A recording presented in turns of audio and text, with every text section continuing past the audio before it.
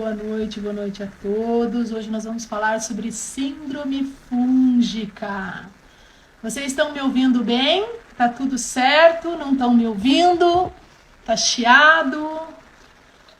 Me deem um feedback aí. Bom, hoje, entramos aí 8 horas da noite.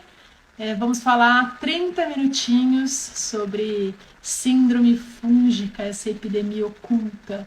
Bom, gente, na nossa conversa eu vou falar sobre o que é síndrome fúngica, né?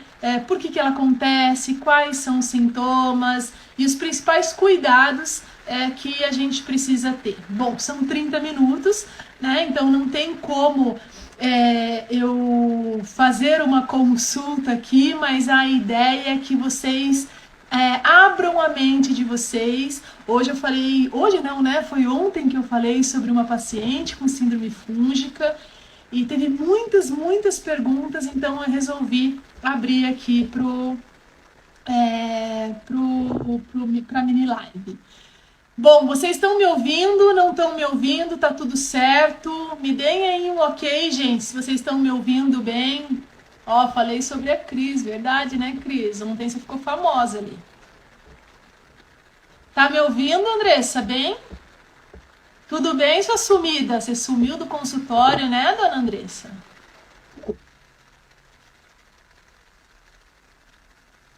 Tudo certo? Então tá. Então, ó, o pessoal vai entrando. Essa mini live vai ficar gravada, tá? Lá no meu feed.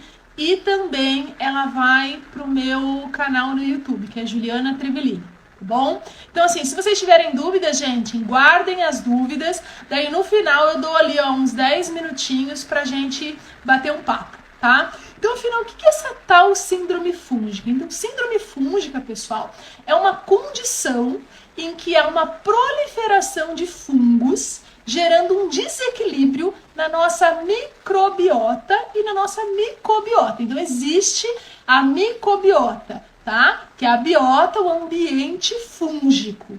Então, quando há esse aumento desordenado, né? Então, que não vai ficar lá só no intestino, em que a gente vai ver em todos os outros ambientes do nosso corpo, né? Dando manifestações fúngicas na pele, nas unhas, né? Na região vaginal, na região, né? No intestino, na boca, né? Na mucosa bucal, no esôfago. Então, existe todo esse desequilíbrio. E eu coloquei síndrome fúngica, uma epidemia oculta, porque é um nome de um livro. Então anotem aí, quem quiser estudar, quem que é daqueles que é bem estudioso e gosta de ler. Tem uma professora, foi minha professora muitos anos atrás, eu acho que em 2004, 2005, doutora Denise Carreiro. Ela é uma nutri muito estudiosa, é muito competente, principalmente nessa área de síndrome fúngica, né, em que ela faz relação com diversas doenças, como doenças autoimunes. Então é muito interessante, o livro é bem fácil de ler, tá bom? Então, assim, gente, se vocês forem procurar no site de pesquisa científica, que é o que a gente procura para ler artigos científicos sobre síndrome fúngica, vocês não vão ver nada, tá? Então, não existe nada sobre síndrome fúngica. Daí você falou, Juliana, mas você tá mentindo, então. Não, gente, na verdade, o que vocês vão ver é o supercrescimento fúngico no intestino delgado, que é o SIFO, tá? Então, eles têm o nome inglês, né? Que eles colocam ali nos artigos. Então, se fala muito sobre isso, tá? Mas não se fala ainda sobre essa síndrome fúngica, não é denominado, não tem uma denominação, tá? Mas vocês vão ver que realmente acontece isso, que realmente os fungos, eles não crescem desordenadamente só lá no intestino delgado, né? Que há uma desordem geral no nosso corpo. Por isso que a gente chama de epidemia oculta. Então é muito interessante a gente pensar que todas as doenças, elas começam no intestino. Esse foi o tema do meu curso, que eu vou abrir daqui ali 2 meses, mas é muito importante a gente pensar nisso. E a gente pode dizer que essa síndrome fúngica, ela começa ali no intestino e ela vai se espalhando, né? Vai gerando uma desordem. Mas por que isso acontece, Ju? Bom, isso acontece, gente, por inúmeros fatores. Antes de eu falar os sinais e sintomas, eu vou falar por que a gente acontece. Mas acontece por inúmeros motivos. O primeiro motivo é a gente dar condição para esse fungo crescer. Tá? Então, assim, gente, a maioria dos nossos fungos, como a Cândida, elas vivem de maneira harmônica no nosso corpo. Então, a gente tem a nossa microbiota, que é composta por bactérias, por fungos, por vírus. Então, eles têm funções no nosso corpo magníficas de equilíbrio. O que acontece é que a gente, principalmente atualmente, né, nesses últimos aí 60, 70 anos, a gente tem dado condições para que esses fungos eles cresçam de maneira desordenada. Então, como, Ju? Poxa, comendo errado, tendo uma alimentação extremamente processada, uma alimentação extremamente rica em farináceos. Quem viu meus stories, eu falei sobre uma micotoxina chamada deoxinavalenol. Daí você vai falar, meu Deus do céu, nem sei o que é isso. Deoxinavalenol, gente, é uma micotoxina presente nos cereais, como principalmente o trigo e o milho, tá? Então, tudo que é envasado pode ter contaminação fúngica.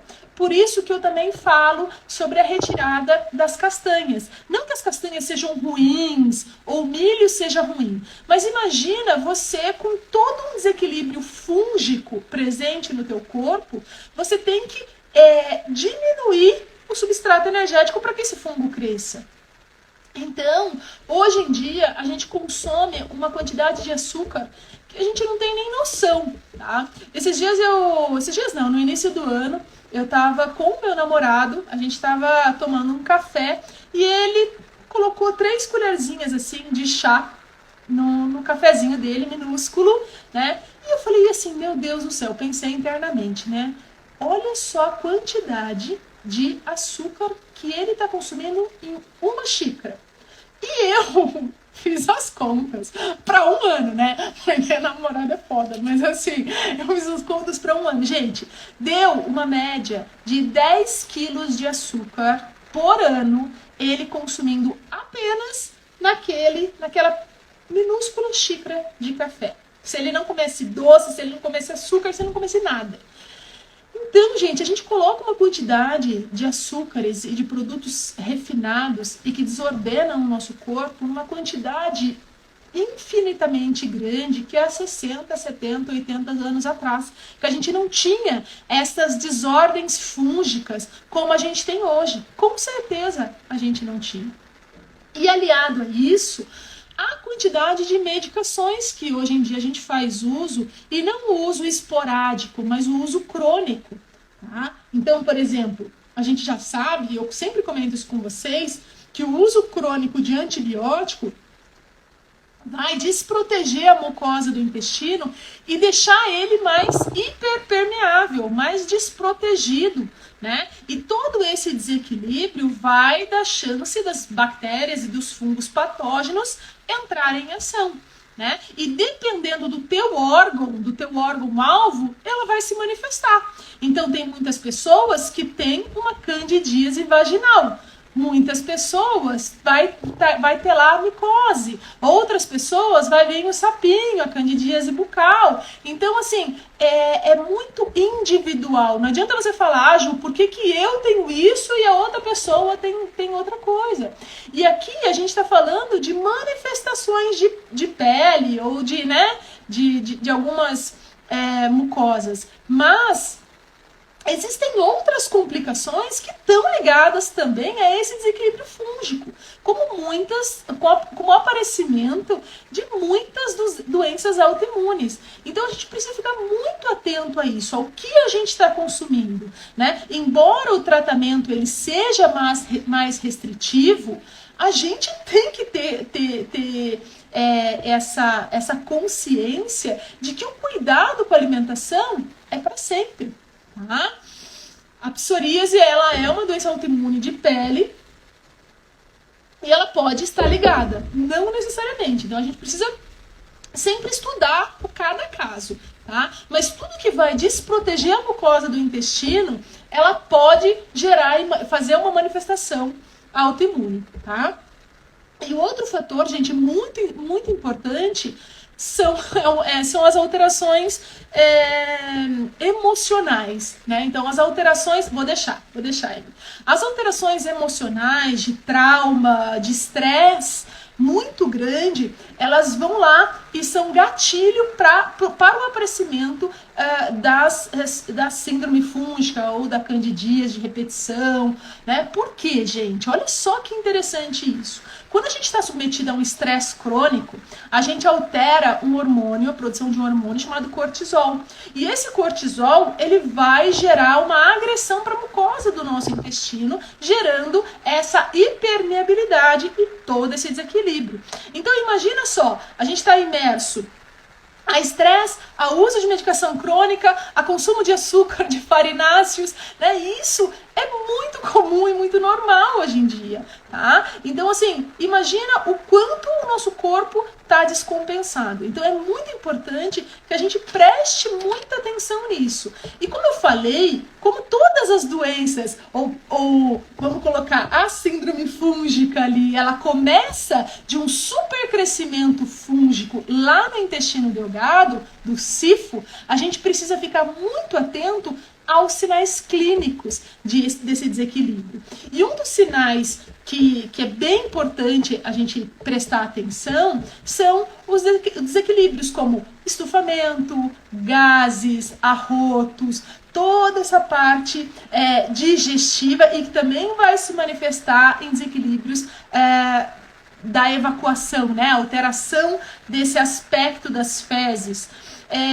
Lembra que eu falei em uma das lives, eu falei sobre o coprológico funcional. Na análise do coprológico funcional, muitas vezes aparece levedura nas fezes, que também é um marcador que esse paciente tem síndrome fúngica. E eu me lembro de um paciente que eu atendi, né, há algum tempo atrás. Ele é um menino que tem uma doença de pele, uma doença autoimune de pele com uma síndrome fúngica, tá?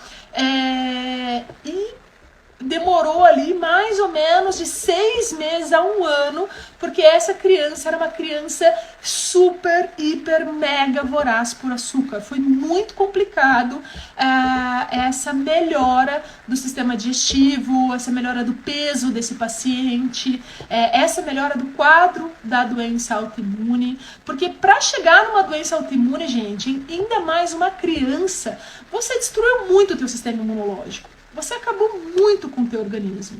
Então, é muito importante que a gente preste atenção nisso, no que a gente está fazendo com o nosso corpo, tá? Então, assim, tem sinais e sintomas, como eu falei, que são muito importantes a gente prestar atenção. Então, assim, a voracidade por doce, essa presença de levedura nas fezes, estufamento, a candidíase, né? Claro, a candidíase de repetição, né? Então, a candidíase vaginal, ela é muito, muito visível nesse paciente com síndrome fúngica, ou uma candidíase bucal, tá? Então, é muito importante que a gente preste atenção nisso. Então, assim, com certeza, você tá deixando esse ambiente, né, todo descompensado e tá gerando essas alterações. Como a gente vive num meio de desequilíbrio, né, a gente acaba tendo essas manifestações mais constantes. E daí, o que acontece? Você vai lá no médico, né, então você tá com uma micose, você tá com uma candidíase, você tá com uma...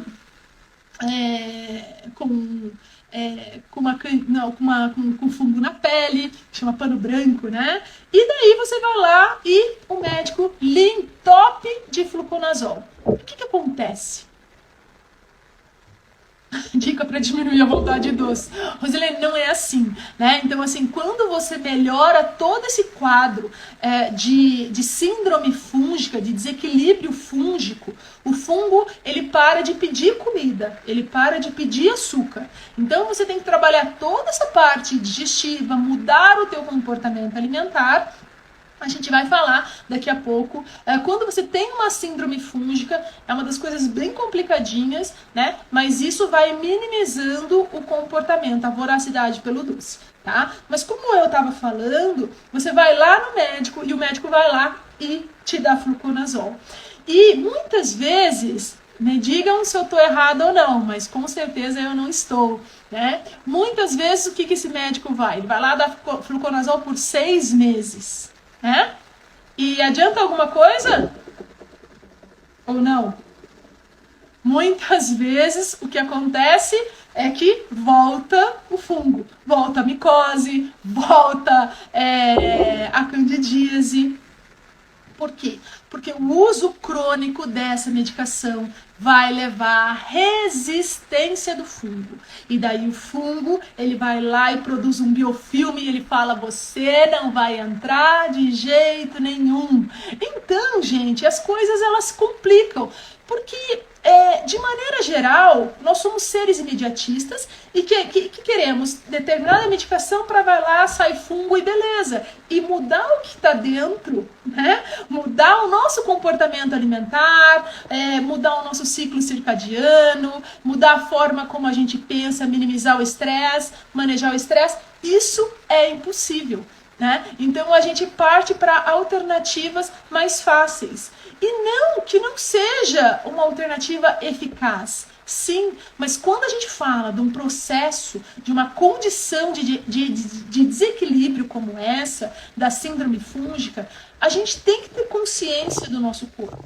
Foi isso que eu relatei para minha paciente de ontem, com um quadro de síndrome fúngica bem importante e com um desequilíbrio não, mas com um processo emocional, Cris, me perdoa, com um processo emocional muito intenso na vida dela, né? E que, com certeza, ele pode ter sido o gatilho para desencadear todo esse desequilíbrio fúngico, toda essa candidíase esofagiana, né, ligada ao refluxo. Então, assim, a gente precisa prestar muito atenção na gente, tá? Eu lembro que há 7 anos atrás eu tive um processo muito traumático na minha vida e logo depois veio uma candidíase muito feroz e com certeza o que acontece é que não necessariamente eu estava me alimentando ruim, porque eu me lembro que eu não estava comendo nada, né, demais, mas eu estava sim com um processo emocional que fez uma loucura, mudou o meu sono, meu estresse aumentou muito e a candidíase ela veio com tudo. E eu me lembro que eu fui a uma dermatologista, ela me deu kit, né, de fluconazol, mais um monte de pomada, mais um monte de coisa.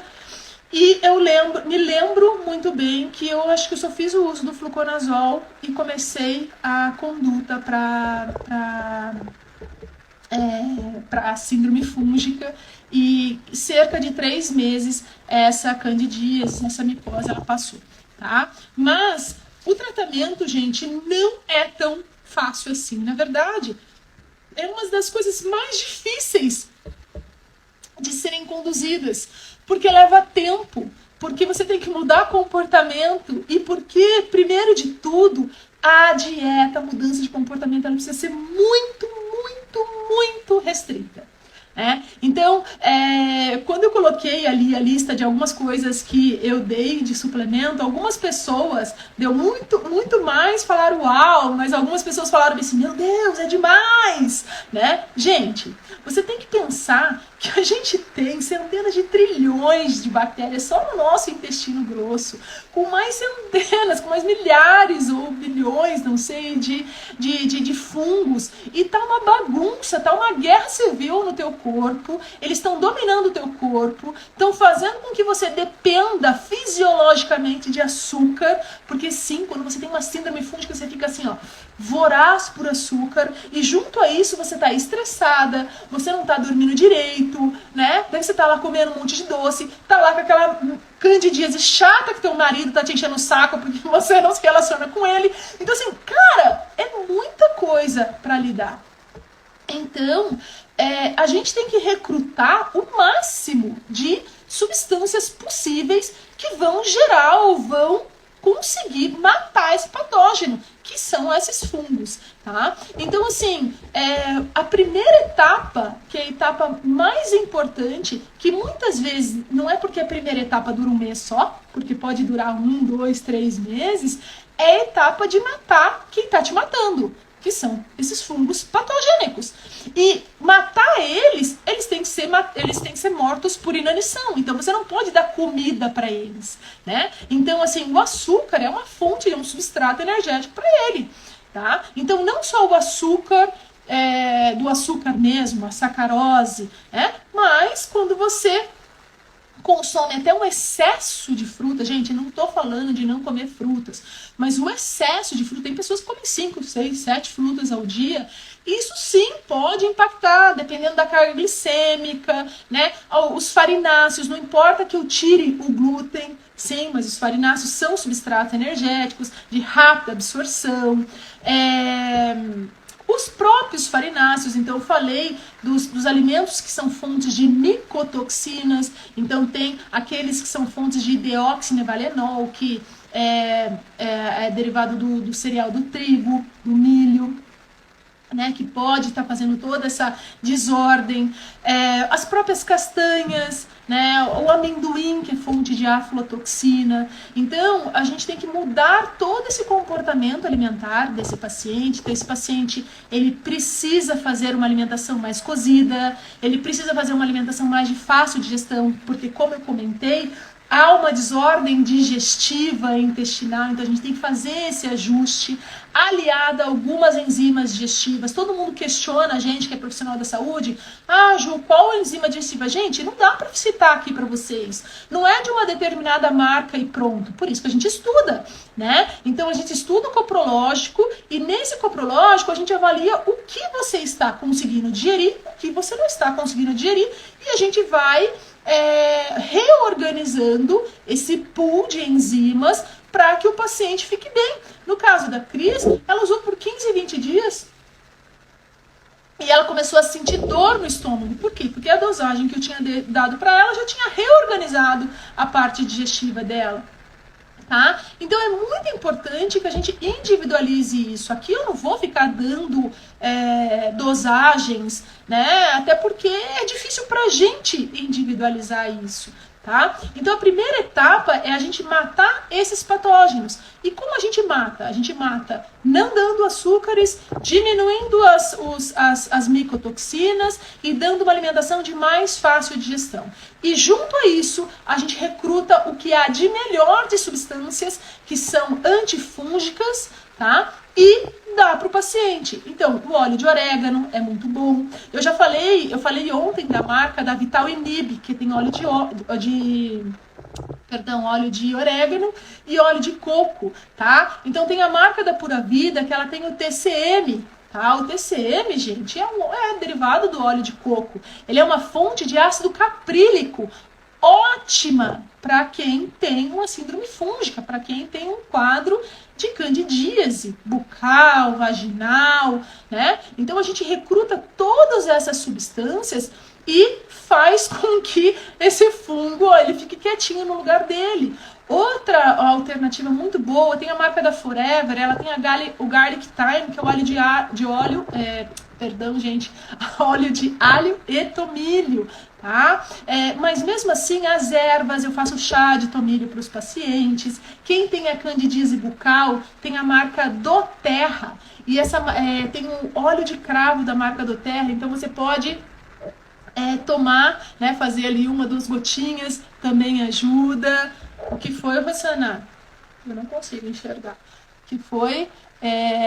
Esse óleo é para passar ou para tomar. Então, assim, o Garlic Thyme, e o óleo de orégano, eles são para tomar, tá? O óleo de cravo, você também pinga 1 ou 2 gotinhas se você tem, principalmente aquela saburra lingual, candidíase, bucal, sabe? É muito, muito importante. É claro que escovar os dentes é importante, tá, gente? Mas ele tem uma ação antifúngica local, tá?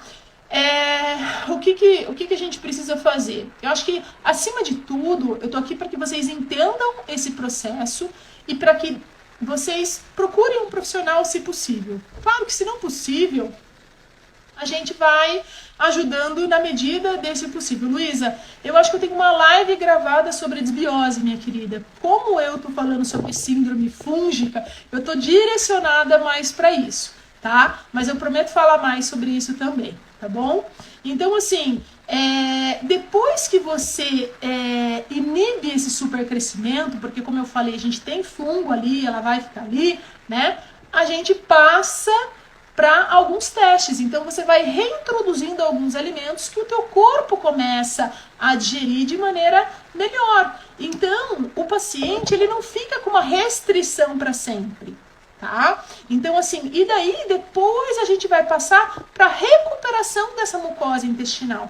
Porque, como eu falei, dependendo de cada paciente, ele pode ter um gene para desencadear, por exemplo, determinada doença autoimune, e ele está gerando todo esse ambiente de supercrescimento fúngico. Então, isso não é nada interessante.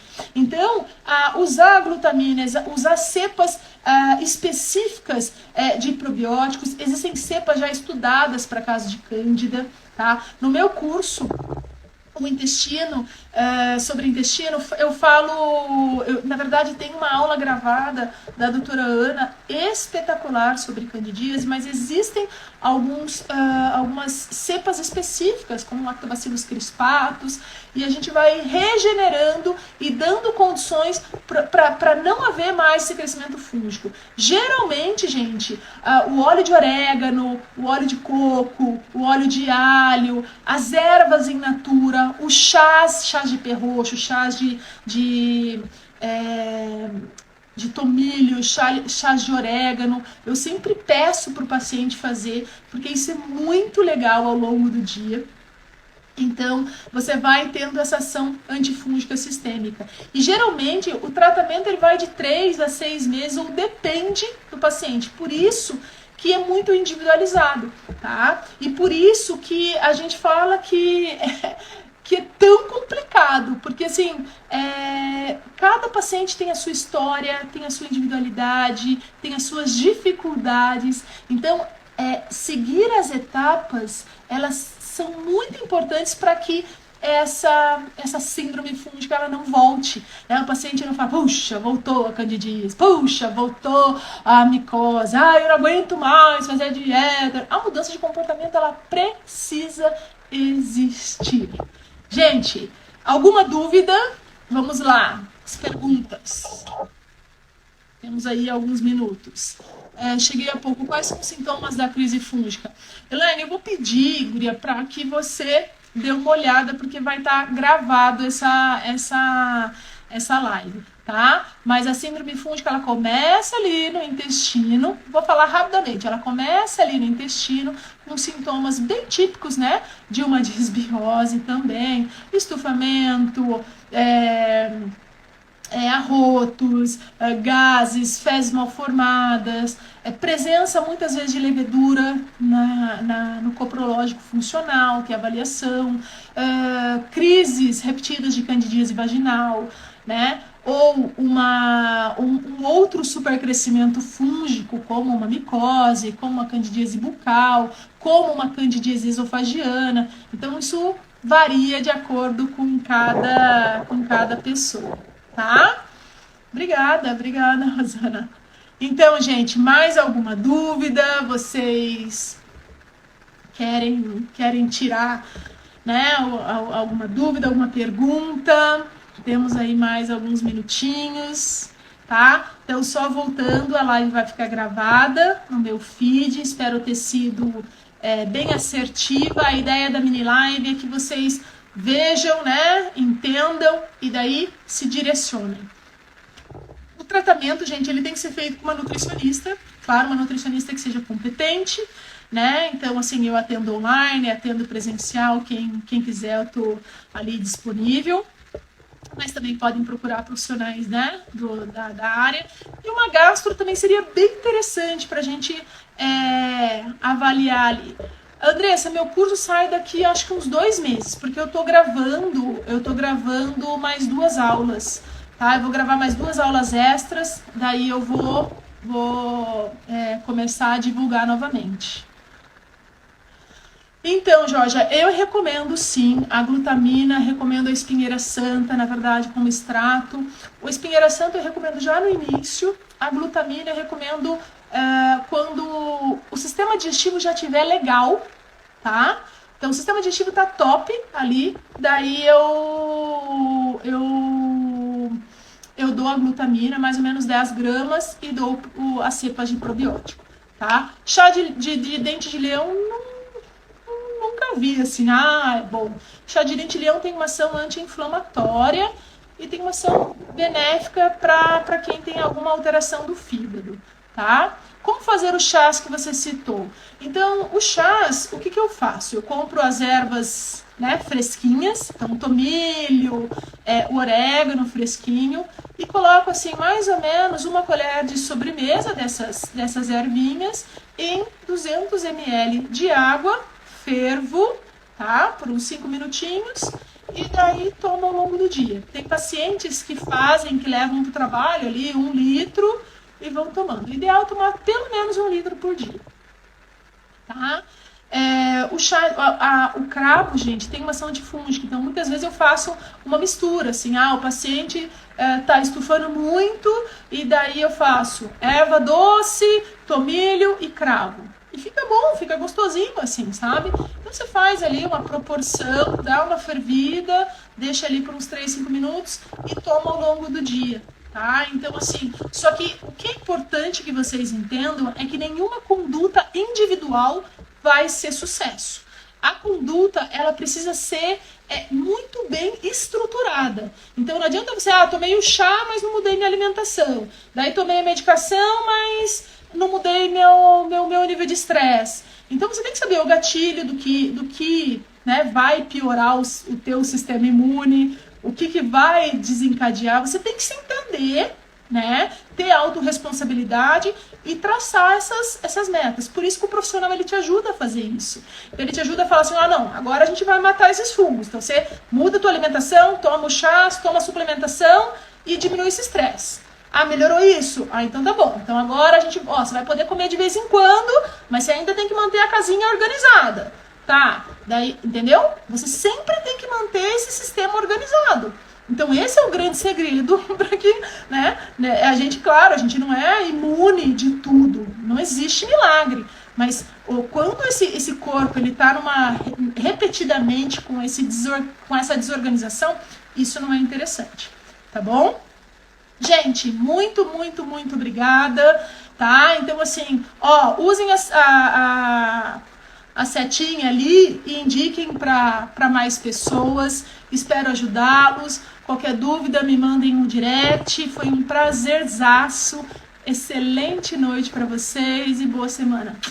Um beijo, fiquem com Deus, tá?